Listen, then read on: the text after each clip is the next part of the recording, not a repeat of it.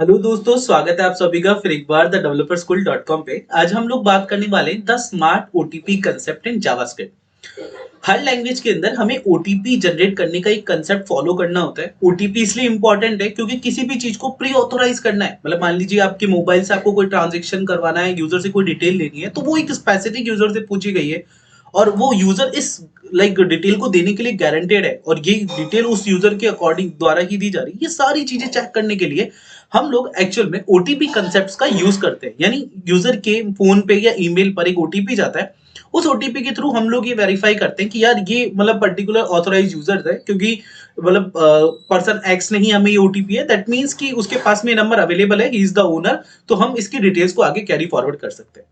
ये ओटीपी का कंसेप्ट होता है। पर हर लैंग्वेज के अंदर हमें ओटीपी जनरेट करना होता है। हर लैंग्वेज अपने तरीके से ओटीपी जनरेट करवाती है, पर क्या हर तरीका सही है? सबसे मेन बात है कि हम लोग क्या करते हैं, ओटीपी जनरेट तो कर रहे हैं, पर ओटीपी जनरेट करने के लिए क्या हम ट्रेडिशनल मेथड यूज कर रहे हैं या एडवांस मेथड यूज कर रहे हैं? सबसे ज्यादा बात क्या होती है कि जब भी हम लोग ओटीपी जनरेट करने की कोशिश करते हैं, तो अभी तो चैट जीपीटी, बार्ड जैसी एआई आ गई, तो हम लोग क्या है, वहां पे जाके बोल देते हैं कि 4 डिजिट का ओटीपी जनरेट करने का कोड दे दो, वो हमें कोड निकाल के दे देता है।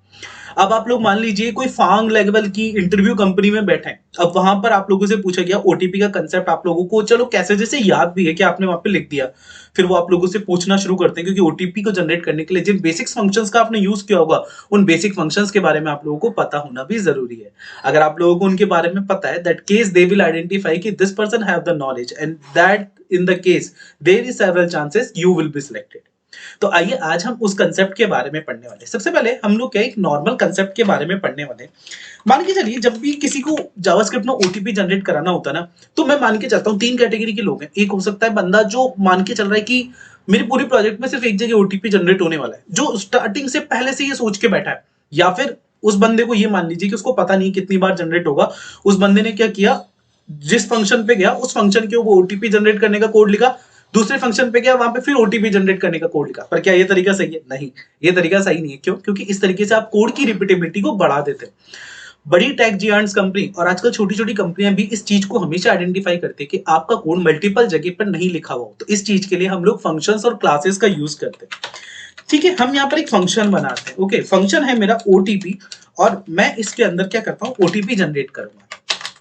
अब सिंपली मान लीजिए कि मैं ये ओटीपी वाला जो फंक्शन है इसको यहाँ कॉल भी कर देता हूँ, और मान लो मुझे इसमें से कोई एक्स वाई जेड ओटीपी मिल जाता है, जिसको मैं वैर न्यू ओटीपी नाम की एक वेरिएबल में सेव करवा देता हूँ। ओके, अगर मान लो मैं इस जो मेरा वैर न्यू ओटीपी है इसे कंसोल डॉट लॉग करवाऊं, है ना, तो मुझे इसका आउटपुट देखने को मिल जाएगा। तो मैं क्या करूंगा, इसमें इसका न्यू ओटीपी चेक करने की कोशिश करूंगा। बट यू नो व्हाट, एक चीज हमेशा होती है, कई बार क्या होता है कि हम जब टेक कंपनीज में काम कर रहे होते हैं, तो हमारी क्लाइंट की रिक्वायरमेंट समय के साथ बदलती है। मान लीजिए अभी आपका क्लाइंट है जो किसी चीज को लेके मोटिवेट हुआ है धीरे धीरे, जैसे अभी 12वीं फेल मूवी को देख के लोग मोटिवेट हुए और वो दृष्टि आईएएस और अच्छी अच्छी कोचिंग ज्वाइन कर रहे हैं, पर they are not aware about the syllabus of like UPSC. So just in the way, जब क्लाइंट होता है वो किसी एप्लीकेशन को देखता है, उसको लगता है कि हाँ मैं अपना ऐसा एप्लीकेशन बना सकता हूँ, वो फंडामेंटल जल्दी से फॉलो करता है और आ जाता है। और कई बार क्लाइंट जिसके पास में एक प्लान तो होता है, पर वो एक्चुअल में टेक बैकग्राउंड से नहीं होता और उसको पता नहीं होता चीजों के बारे में, तो दोनों चीजें क्लाइंट के साथ में हो सकती है। यहाँ पे क्लाइंट आपके पास आया, उसने आपको बोल दिया कि मुझे इस ऐप के अंदर 4 डिजिट का भी ओटीपी चाहिए था, या फिर उसने उसके बारे में कुछ बताया ही नहीं, तो हम लोग बाय डिफॉल्ट मान के चल रहे हैं कि अगर मान लो अभी के लिए 4 डिजिट का करवा देते हैं, in that in future client realize कि यार मेरी जो ऐप है लाइक डेटिंग ऐप है, तो यहाँ पर मुझे अपना डेटा थोड़ा सिक्योर करना है, मुझे अपने कस्टमर के डेटा के साथ में क्या होता है, एक ओटीपी क्या है, एक random generated number. That means कि वो नंबर कॉम्प्रोमाइज नहीं होना चाहिए किसी के साथ में। तो उसने सोचा कि यार ये 4 डिजिट की जगह 6 का होना चाहिए, 10 का होना चाहिए, 8 का होना चाहिए।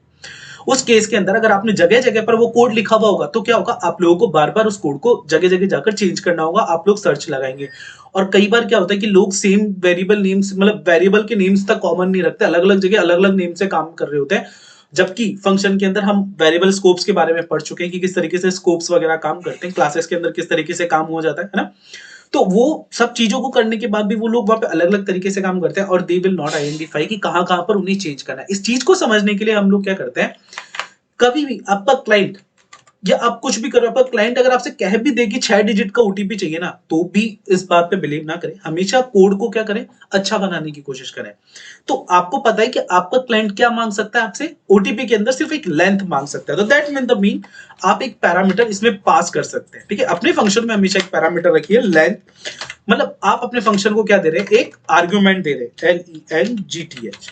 आप एक लेंथ नाम का आर्ग्यूमेंट इसमें पास करें। What this length will do for you, this length will provide you the actual length which required by the customer. Ab like in the future of segment, like whenever your client thinks that he just changed the mind and want to change his OTP from 4 digit to 6 digit, so what you should have to do, you just directly pass that argument by changing the value. Like in the OTP function, you just have to change the argument value from 4 to 6 and that will boom, it will be happen.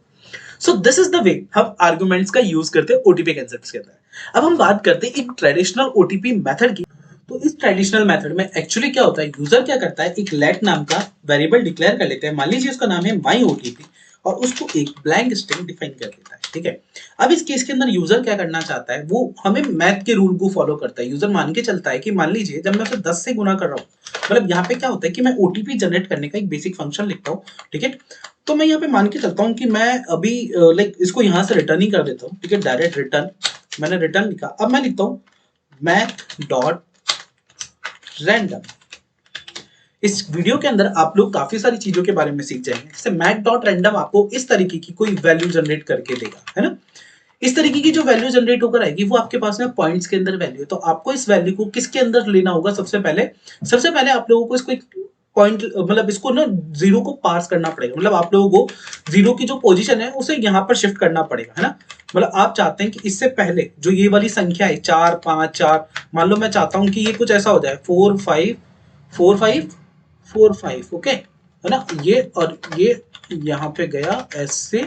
अगर इस तरीके का number हमें बनाना था तो हमें इसको किससे, इससे मल्टीप्लाई करना पड़ता, इससे ऐसा ही करना होता। हमें इसको इस तरीके की कोई नंबर से मल्टीप्लाई करते हैं। तो इस केस के अंदर यूजर क्या करता है, मतलब जो ट्रेडिशनल मेथड में हम लोग क्या करते हैं कि मैथ डॉट रैंडम को उस किसी स्ट्रिंग से मल्टीप्लाई कर देते हैं। अब इसमें कुछ तरीके हो सकते हैं जो टेक जियांट्स के अंदर हम लोग अलग अलग तरीके से आंसर देते हैं। मैं आपको एक रिसेंट बताता हूँ जहां पे टेक जियांट इंटरव्यू के अंदर एक बंदे ने आंसर दिया कुछ इस तरीके से लिखकर, ठीक है।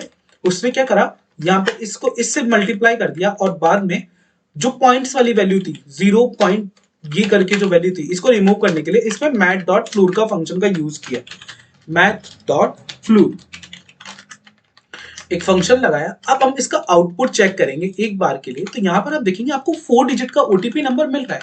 पर अगर मैं इसको थोड़ा सा और डिबग करूं कहीं ना कहीं, तो हमें क्या होता है, कई बार 3 डिजिट का नंबर भी मिल जाता है। तो हम एक बार 3 डिजिट का नंबर देखने की कोशिश करते हैं। अब अभी आपने देखा होगा कि मेरा 3 डिजिट का नंबर पीछे ही गया है ना। 334 अभी आया, फिर एक बार आपने देखा 470, है ना। अभी आपने देखा 3 डिजिट का नंबर जनरेट हो गया। तो इस केस के अंदर हमारा जो 4 डिजिट का ओटीपी जनरेट करने का फॉर्मूला था वो फेल हो जाता है। इस केस के अंदर यूजर क्या करते हैं, अपनी इस पर्टिकुलर थ्योरी को सही करने के लिए कई लोग क्या करते हैं, मैथ डॉट पावर फंक्शन का यूज कर लेते हैं। पर एक्चुअल में मैथ डॉट पावर फंक्शन भी आपको इस लेंथ के अकॉर्डिंग वही जनरेट करके देता है। आप बोलेंगे लेंथ कहाँ यूज हो रही है, तो मान लो मैं क्या कर रहा होता, एक है ना, मतलब जो मान लो मैं लेंथ जनरेट कर रहा होता, तो लेंथ इक्वल टू क्या कर देता मैं, मैथ डॉट पीओवी पावर, है ना। यहाँ पे मैं पास कर देता क्या, 10 की पावर और कितनी, ये लेंथ। अब मैं अगर इसको इस तरीके से लिखता तो ये लेंथ मेरे पास में एक्चुअल में यही आ जाती जो मैंने इस पे पास की, है ना। अभी भी मेरा सेम वही काम चल रहा होता। पर आपने देखा कभी 2 डिजिट का नंबर आ रहा है, कभी 3 डिजिट का आ रहा है, कभी 4 डिजिट का आ रहा है। तो हम लोग एक्चुअल में किसी केस को डिफाइन नहीं कर पा रहे। अब एक टेक जेंट कंपनी के अंदर पूछा गया कि अब आपने इस काम को इस तरीके से कर दिया है तो आपको इसी तरीके से इसको करके बताना पड़ेगा। इसके लिए लॉजिक लिखिए। तो सबसे पहली बात, स्मार्ट ओटीपी का कंसेप्ट हम जो सीख रहे हैं, इस कंसेप्ट के अंदर हम लोग काफी सारी चीजें सीखने वाले हैं। पर उससे पहले हम लोगों को थोड़े मैथमेटिक्स के कंसेप्ट पता होना चाहिए। मैथमेटिक्स का कंसेप्ट एक होता है, अगर मैं मान के चलूं कि अगर मैं है ना इसको 10,000 से गुना कर रहा हूं, तो इसमें क्या हो सकता है कि 10,000 तक की वैल्यू तो आएगी, मतलब 4 डिजिट की वैल्यू तो आएगी, दैट वाज ओके। पर दिक्कत क्या है कि छोटी वैल्यू के लिए मैंने कुछ डिफाइन नहीं किया। तो मैं क्या कर सकता था, एक वैल्यू उसमें डिफाइन कर सकता था, मिन लेंथ और मैक्स लेंथ की। तो मान लो मैंने जो लाइक लेंथ डिफाइन करी, यहाँ पे मेरे पास में 10,000 आया होता, मैं इसमें से क्या कर देता, -1 कर देता, इसमें से क्या कर देता, -1 कर देता, है ना। तो मेरे पास में क्या रिटर्न होता, मैं एक बार इसको कंसोल डॉट लॉग करता हूँ, ठीक है, तो आप लोग इस चीज को बेहतर समझ पाएंगे। मैं क्या करता हूँ, यहाँ पे सबसे पहले लिखता हूँ मिन लेंथ, ठीक है, और फिर हम ऐसे ही जनरेट करेंगे मैक्स लेंथ। यहाँ पर आए और अब यहाँ पर हम करेंगे मैक्स लेंथ जनरेट, ठीक है। सबसे पहले हम क्या करेंगे, अपने मिल लेंथ वाले वेरिएबल को कंसोल करेंगे ताकि हम लोग अपनी अपनी एक एक चीज को अच्छे से समझ पाए। यहाँ पर हमारे पास में क्या हुआ, हम लोगों ने कहाँ गलती कर दी, लेंथ तो ले लिया वेरिएबल फंक्शन, ओके, है ना। हमारे पास में जब हमने इसको किया तो हमारी मैक्स लेंथ तो आ गई, हमको इसको करने से क्या हुआ, मैक्स लेंथ तो मिल गई। सॉरी, हमने मैक्स लेंथ कर दी, हाँ।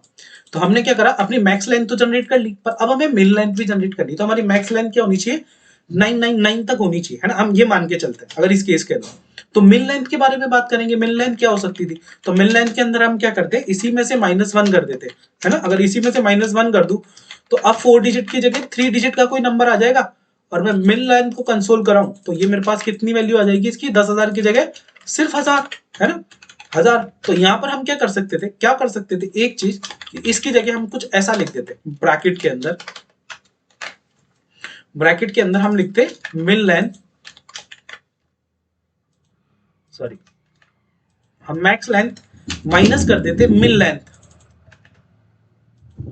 और ठीक है, max length minus min length कर देते और उसमें +1 कर देते, तो हमारे पास में एक्चुअल में वैल्यू क्या आ जाती, 9000। हम इसको क्या करते हैं, 9000 से गुना करते हैं। ऐसा क्यों, हम 8999 से भी कर सकते थे, बिल्कुल कर सकते थे, पर यार ये पॉइंटों का जो कंसेप्ट होता है ना, कि बात के अंदर दिक्कत देता है, इसलिए क्या है, हम मतलब मैक्स वैल्यू तक रीच कर पाए, हम ज्यादा से ज्यादा वैल्यू एक्सेस कर पाए, इसलिए हमने ये कर दिया। पर अभी भी आप देखेंगे कि हमने काफी हद तक कंट्रोल पा लिया अपने 2 डिजिट वैल्यूज के ऊपर, पर अभी भी हमें 3 डिजिट्स वैल्यू मिल रही है ना।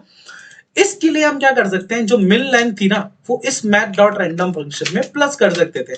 तो अब क्या होगा, अब क्या होगा कि हमारी जो मैक्स लेंथ है ना, अभी जो हमारी मैक्स लेंथ है वो 10,000 से ऊपर तो आ ही नहीं सकती, 10,000 से ऊपर तो आ ही नहीं सकती। हमारी एक्चुअल में वैल्यू कहां जा रही है, 9,000 कुछ जा रही है हमारी वैल्यू, हर बार 9,000 कुछ जा रही है, क्योंकि हम उसको 9 से मल्टीप्लाई करें। अब इस केस के अंदर क्या होगा कि हम पहले टैग को सॉल्व करेंगे, तो हम इसमें क्या करेंगे, मैथ डॉट रैंडम के अंदर 1000 वैल्यू ऐड कर देंगे, तो कुछ पॉइंट्स के अंदर हम आगे चले गए। अब हमारे साथ दिक्कत क्या होगी कि हमें जो 4 डिजिट की जो वैल्यू है वो ही हर बार मिलेगी। आप देखेंगे हर बार मुझे एक 4 डिजिट की वैल्यू मिल रही है, अगर मैं इसको कितना भी चला लूं, कितना भी चला लूं। तो ये कंसेप्ट आप लोगों ने देखा होगा, ये एक ट्रेडिशनल मेथड है जहां पर हम लोग थोड़ी सिंपल मैथमेटिक्स यूज करके ओटीपी जनरेट करते हैं। पर क्या टेक्जियांस जैसी कंपनियां इस तरीके के मेथड्स अगर आप लोग यूज ले रहे हैं तो वो सही मानती होगी ना, बिल्कुल नहीं।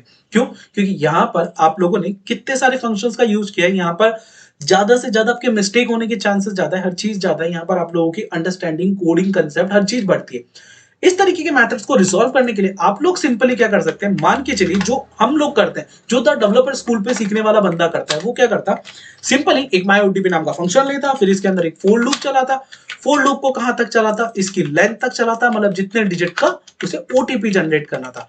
अब वो क्या करता है, जो माई ओटीपी वेरिएबल है ना, जो माई ओटीपी उसका वेरिएबल था, इसको लेके आता, उसके अंदर प्लस इक्वल टू लिखता, प्लस और यहाँ पे इक्वल टू लिखता। इससे क्या होता कि हमारा 3 + 1 4 नहीं होता, हमारा 3 + 1 क्या होता, 31 हो जाता, मतलब हम स्ट्रिंग को कॉन्केटिनेट कर देते हैं ना। तो हम यहाँ पे करते ये, अब यहाँ पर हम वापस से लिखते हैं मैथ डॉट फ्लोट, ताकि हमारी जो भी वैल्यू है वो हमेशा राउंड हो के आए, ठीक है। फिर हम लिखते हैं इसके अंदर मैथ डॉट रैंडम, ताकि हम कोई भी एक रैंडम वैल्यू जनरेट कर पाए, ठीक है, और उसको मल्टीप्लाई कर देते 10 से बेसिकली, ताकि हमारा क्या है, कंसेप्ट अच्छे से चलता रहता। अब हम लोगों ने क्या किया कि यहाँ पे जो लेंथ डिफाइन की है, उससे क्या होगा कि हमारा ओटीपी कितने भी नंबर का जनरेट हो, पर हमेशा हमें रिटर्न कितने नंबर का होगा, 4 डिजिट का, क्योंकि हमने लेंथ कितनी ली है इसकी, 4 डिजिट। तो उसके अंदर कॉन्केटिनेशन कितने डिजिट तक होगा, 4 डिजिट तक होगा, 4 लेंथ तक होगा। तो यहाँ पर हम इस तरीके से सिंपली एक 4 डिजिट का नंबर जनरेट कर सकते थे। आप देख सकते हैं ये कितना ईजी था। तो इसी तरीके के अच्छे से अच्छे ट्यूटोरियल्स के लिए आप thedeveloperschool.com का चैनल फॉलो कर सकते हैं।